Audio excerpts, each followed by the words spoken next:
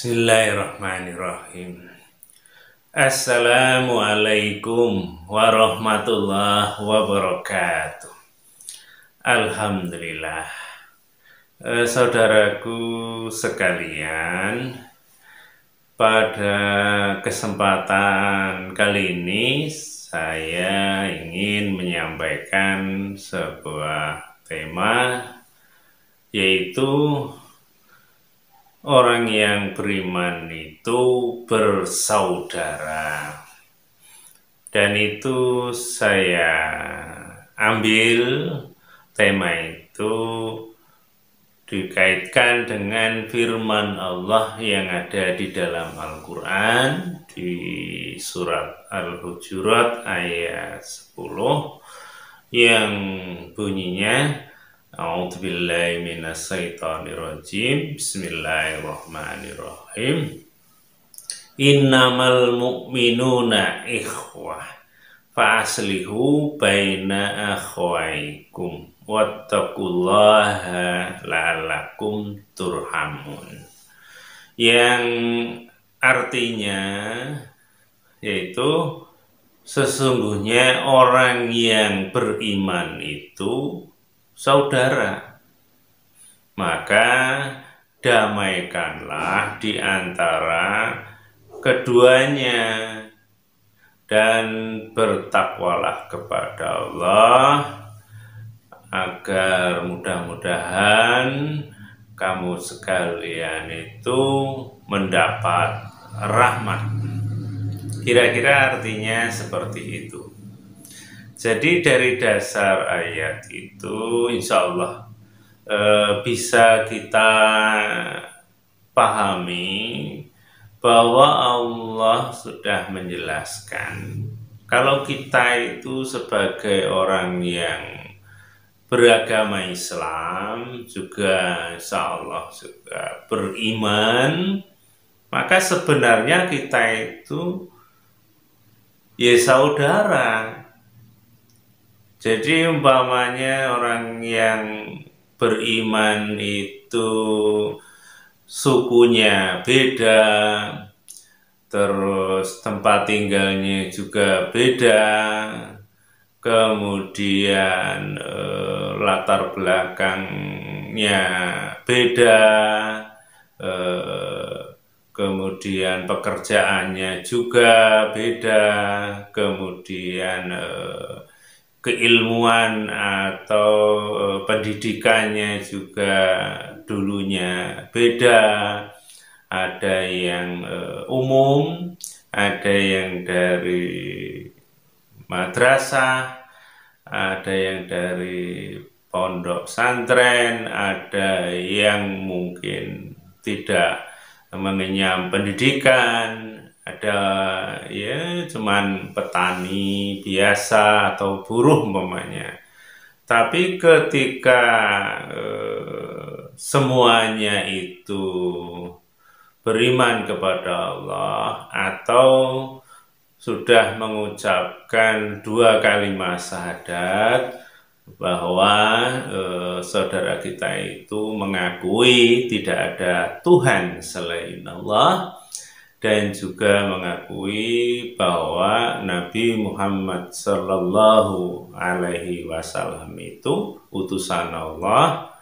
Insya Allah itu orang yang beragama Islam, dan juga mudah-mudahan dia termasuk orang yang beriman kepada kebenaran, kepada Islam, iman kepada Allah dan Rasulnya.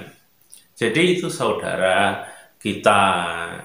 Jadi jangan sampai kita itu ya tidak tahu, sehingga ketika kita itu ada masalah di dalam menjalankan aktivitas kehidupan di dunia ini, ketika itu yang kita hadapi adalah orang yang beriman, berarti dia itu adalah saudara kita sebenarnya. Dan inilah yang mungkin juga harus kita ketahui bahwa godaan setan itu mengenai siapa saja. Jadi bukan hanya orang yang belum beriman, yang beriman pun juga digoda. Sehingga kadang-kadang malah terlihat nampak sebenarnya godaan itu kalau kita coba pahami. Umpamanya apa? Adalah di mungkin tempat lain ada orang yang beriman, orang Islam yang sebenarnya saudara, tapi dia kalau dengan orang yang Islam beriman tadi, sepertinya itu tidak suka, sepertinya itu malah kayak musuh, sehingga mungkin berupaya bagaimana caranya yang saudara kita yang lain itu tidak bisa melakukan aktivitas seperti biasanya, padahal aktivitasnya juga baik. Umpamanya kan kita mendengar ada sebuah pengajian, ya kan baik namanya ngaji kan begitu.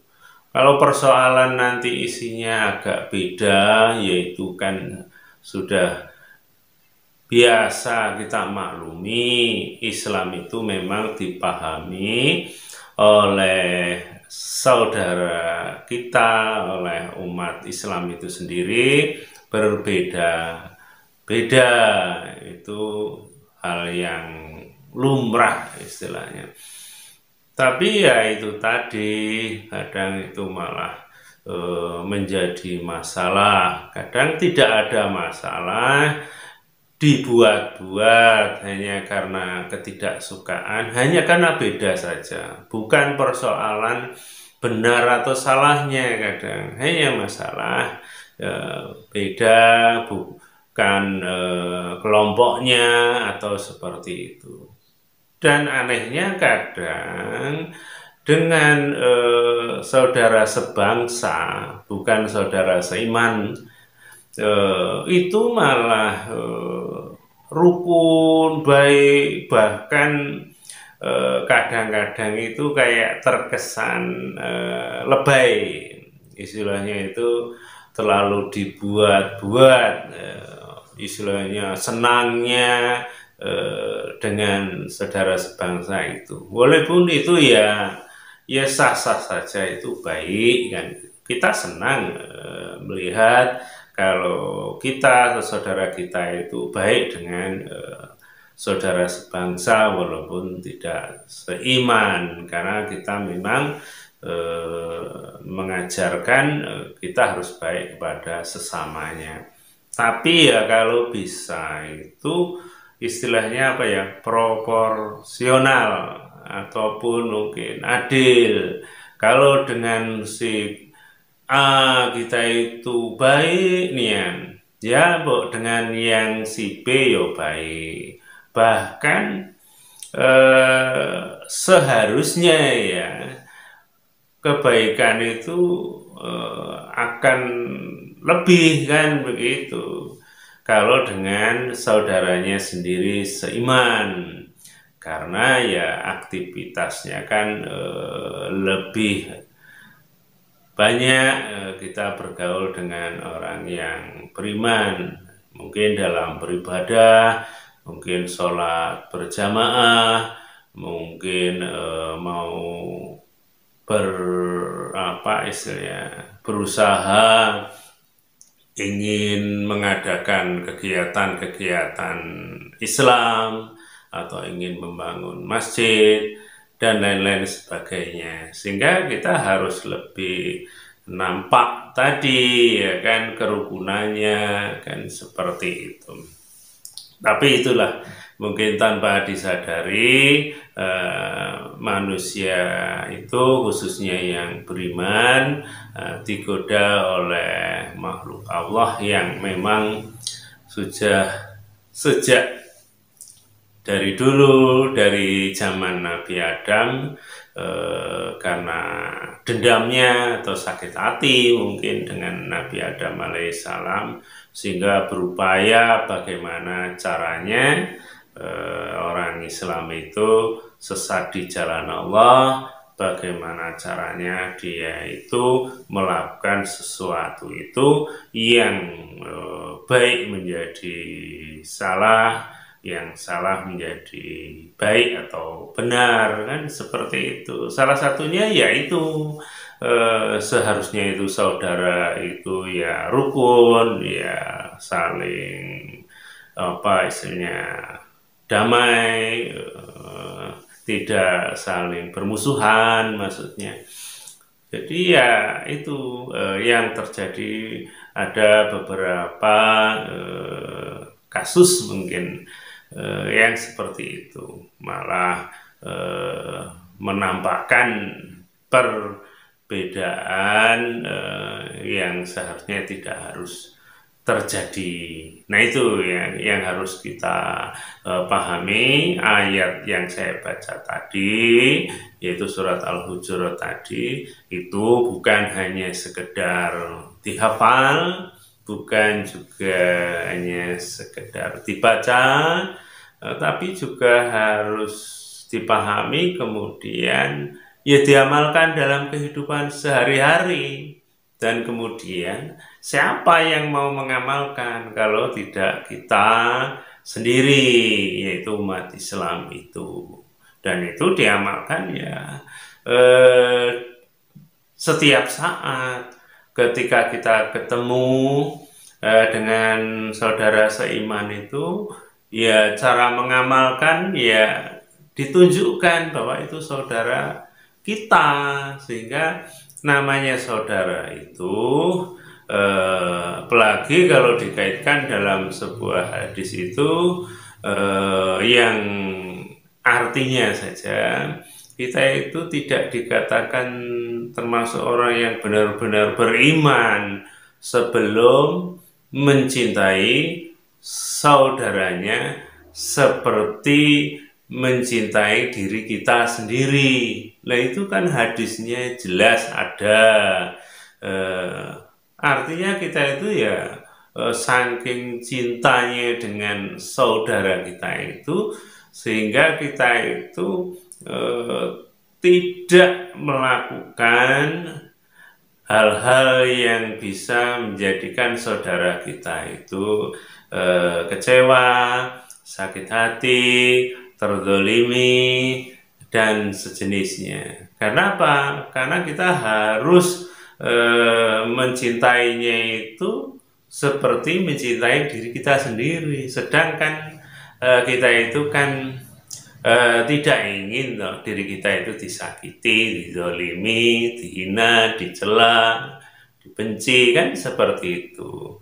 Sehingga kalau istilah orang kita itu kan apa itu yang bunyinya, kalau kita tidak ingin dicubit, ya jangan mencubit, kan artinya kalau kita itu tidak ingin disakiti dan dizolimi tadi, ya jangan kita menyakiti atau menzolimi saudara kita yang lain.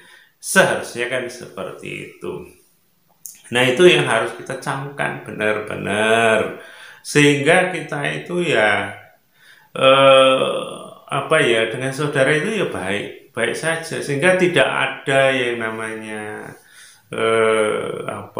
pertengkaran atau perdebatan yang mengarah itu hanya ingin mencari benar sendiri, kemudian menyalah-nyalahkan saudara yang lain, kemudian sampai melebar menjelek-jelekan atau mencari kesalahan-kesalahannya, atau mungkin lebar lagi hingga memfitnah yang tidak umpamanya. Jangan sampailah kita itu seperti itu.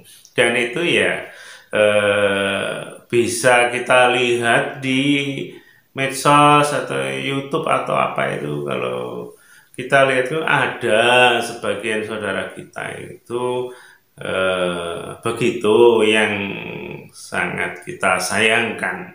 Jadi umpamanya kalau kita melihat mungkin apa ya, seorang ustadz umpama atau orang yang punya ilmu agama ini khususnya, kemudian menyampaikan di YouTube atau ceramah di mana, tapi ditayangkan, kemudian terlihat secara umum memang ya ada beberapa hal yang kurang pas, kurang tepat mungkin kan menurut sebagian saudara kita yang lain. Tapi kita itu kalau berpatokan kepada salah satu ayat Al-Hujurat tadi, itu ya insya Allah kalau ayat itu diimani dan diamalkan di hati, pikiran, dan kemudian ucapan dari mulut kita, insya Allah tidak akan mengeluarkan ya kata-kata yang tidak baik, tidak enak, bahkan ya terkesan ya hanya merendahkan, bukan karena ingin meluruskan umpamanya. Ya kan kalau kita itu bersaudara niat mengamalkan ayat itu, ya tentunya kalau ada saudaranya yang kalau keliru, itu kan ya ditegur dengan baik umpamanya. Ya cara menegur itu kan ada ada etikanya ya. Kalau menegurnya mungkin di medsos atau di YouTube dan lain-lain, sehingga terlihat, terdengar oleh saudara kita yang lain, kemudian saudara kan jadi tahu, oh ternyata Ustadz itu ada yang keliru, ternyata ada yang nggak benar umpamanya, sehingga kan jadi obrolan yang mengarah ghibah, mengatakan kejelekan saudaranya sendiri, ya kan seperti itu.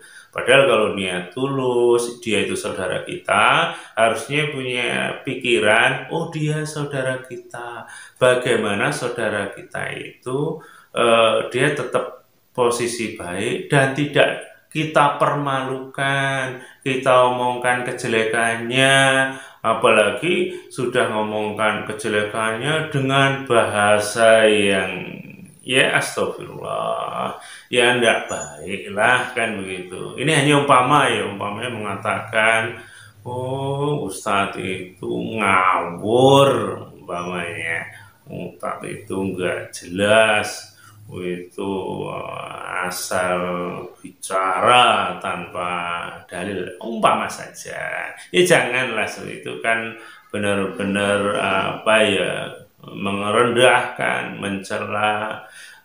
Bahkan di situ kalau kita uraikan agak lebih jauh lagi, di satu sisi kita itu kalau seperti itu ya naudzubillah, jangan sampai terjadi. Itu sebenarnya ya di satu sisi itu sombong sebenarnya, karena apa yang kita lakukan tadi, kalau seperti itu kita merendahkan, berarti kita meninggikan bahwa diri kita tidak seperti itu. Atau ketika kita menyalahkan, kita itu merasa benar, padahal yang paling benar itu ya hanya Allah. Dan kalaupun toh memang nampak nyata antara benar salahnya itu, tapi kalau itu disebarkan di medsos sehingga diketahui oleh orang lain, sehingga ada semacam ungkapan yang memang tidak terdengar, terlihat oleh mata kita, tapi bisa mengarah bahwa itu mengatakan orang itu keliru, sayalah yang pemahamannya benar, sehingga nanti kayak kesannya itu ya ria, pamer. Kalau saya itu ilmunya lebih lurus, lebih benar tadi kan, jika kan yang kita jadi salah di hadapan Allah kan begitu, karena dari awal tadi kita tidak memaknai atau mengamalkan ayat di dalam surat Al-Hujurat tadi. Karena insya Allah kita semua tahu yang namanya saudara itu kalau diakui benar-benar di dalam hati atau diri kita itu, ya kita akan melindunginya dengan sebaik-baiknya. Paling tidak ya, kalau boleh diucapkan apa yang ada di dalam hati kita itu, kalau melihat saudaranya yang salah atau keliru tadi, kita juga harus ingat firman Allah di dalam surat Ali Imran itu, yang ayat itu potongannya saja yang bunyinya wal afina aninas, dan memaafkan kesalahan orang lain. Dan ayat itu sebenarnya di atasnya terkait dengan surga. Surga itu di situ ditulis iddat lil muttaqin. Surga itu disediakan untuk orang yang takwa. Dan kemudian ayat yang di bawahnya, surga yang disediakan untuk orang yang takwa itu salah satunya yaitu untuk orang yang wal afina aninas tadi, yang memaafkan kesalahan orang lain.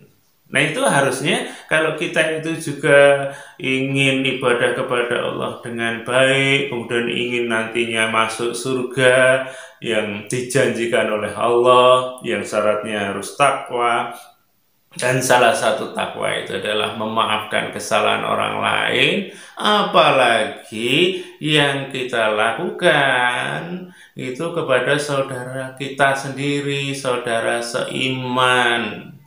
Jadi ya kalau kita melihat ada yang kurang, salah, namanya kan manusia, ya kan?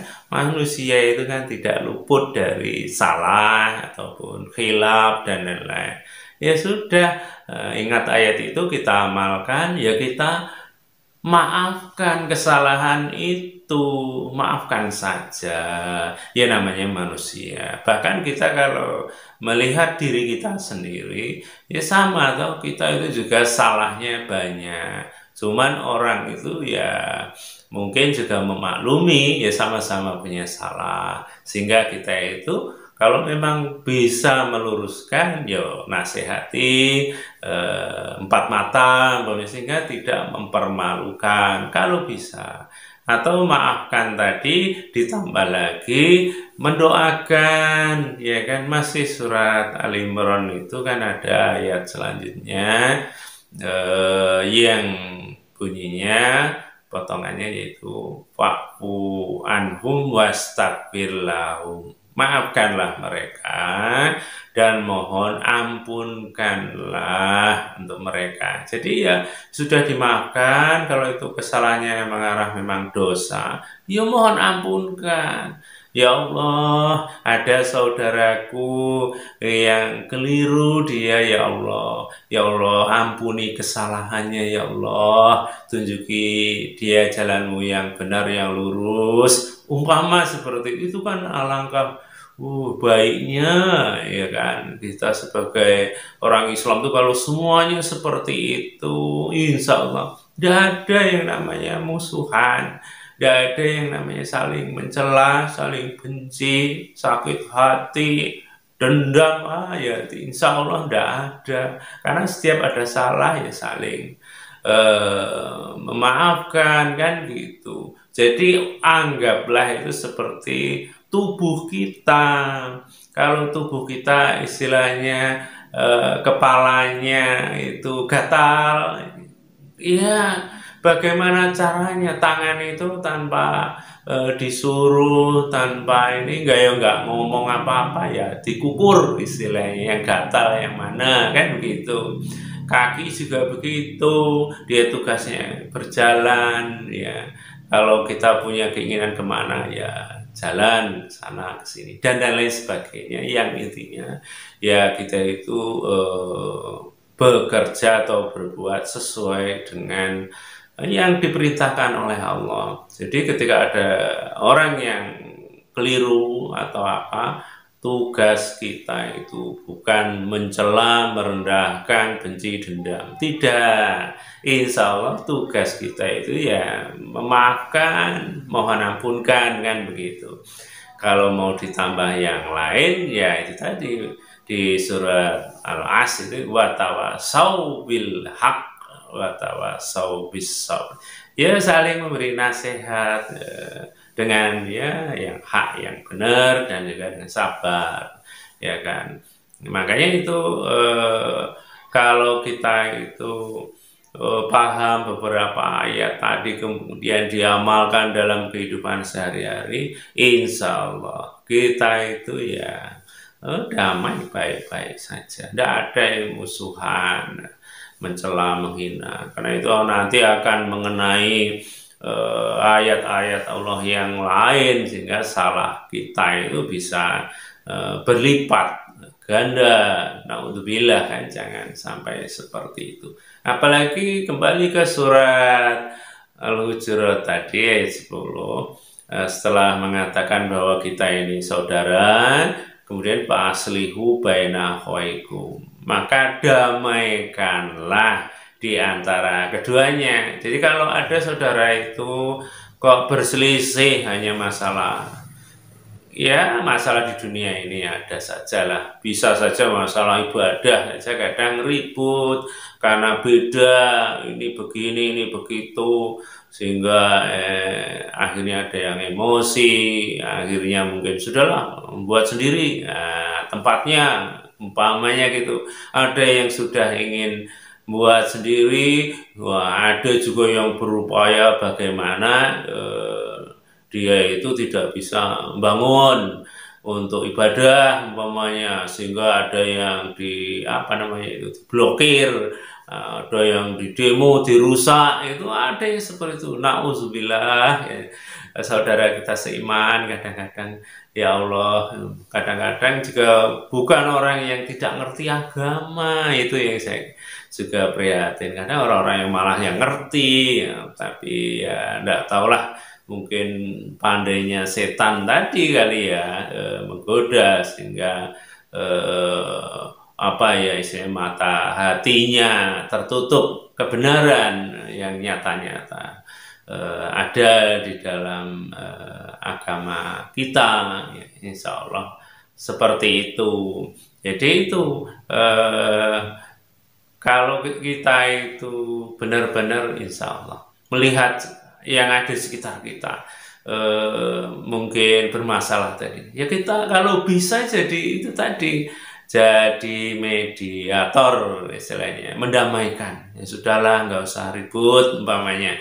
Kalau yang mau begini ya silakan, yang mau begitu ya silakan. Itu namanya ibadah, bukan mau mencuri, bukan mau merusak, bukan mau buat perjudian, kan gitu.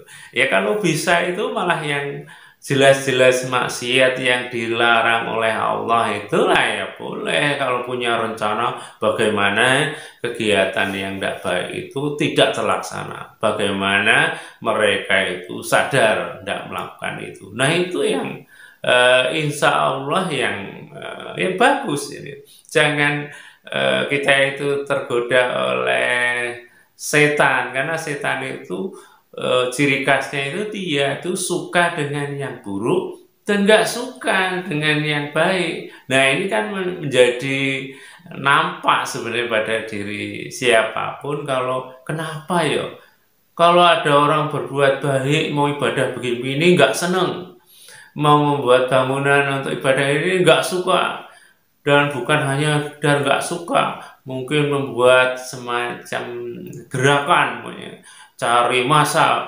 caranya piye sampai bagaimana caranya maksudnya itu yang itu tidak terlaksana kalau bisa dipermalukan umpamanya. Nah, itu yang ya Allah ya kalau ada seperti itu benar-benar kita itu prihatin gitu. Malah yang benar-benar yang tidak disukai oleh Allah maksiat umpamanya kalau di daerah di dusun itu umpamanya ada musik, ada orang hajatan, di situ sudah joget seperti itu, sudah minuman keras, mungkin juga kadang ada judinya, tapi tidak ada emosi mau gerakan ini itu, lah itu kan aneh. Kenapa yang baik-baik nggak buat gerakan kayak orang kebakaran jenggot gelisah? Nah itu sebenarnya siapa itu yang gelisah itu, yang nggak senang kebenaran gitu. Hal yang buruk biasa saja. Nah itu ya. Kalau bisa jangan seperti itu. Kalau bisa ya itu tadi yang baik itu alhamdulillah. Ya kan kita dukung kalau bisa ya baik alhamdulillah. Mudah-mudahan itu bermanfaat. Yang buruk kalau kita tidak bisa merubahnya, ya paling enggak ya doa atau maafkan tadi ya, kita maafkan saja. Oh ya dia belum ngerti, dia itu belum paham niat, mungkin dia itu mungkin ada masalah, kita doakan ya Allah beri dia hidayah biar dia sadar ke jalan yang benar dan lain-lain seperti itu. Kalau kita tidak bisa merubahnya dengan bentuk yang lain karena kita bukan penguasa umpama seperti itu kan seharusnya seperti itu. Tapi ya itu tadi kadang boleh jadi ini boleh jadi ya hasil dari ngaji yang mungkin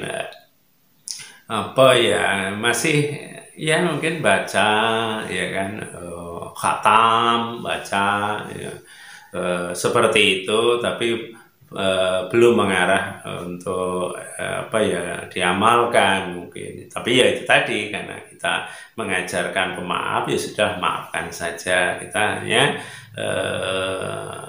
memaafkan dan mendoakan. Mudah-mudahan saudara kita yang belum pas tadi Allah memberi hidayah, mudah-mudahan dia juga jadi baik kepada siapapun kan seperti itu. Makanya kemudian apa ayat tadi setelah kita itu melihat kalau ada saudara kita agak berdebat, bertengkar, beda pemahaman dan lain-lain, kita itu tugasnya juga harus mendamaikan, bukan mengompori, jadi provokator, menjadi tokoh terdepan dalam hal yang tidak baik, umpamanya menggerakkan massa yang ke arah yang ya tidak diridhoi oleh Allah. Jangan sampai seperti.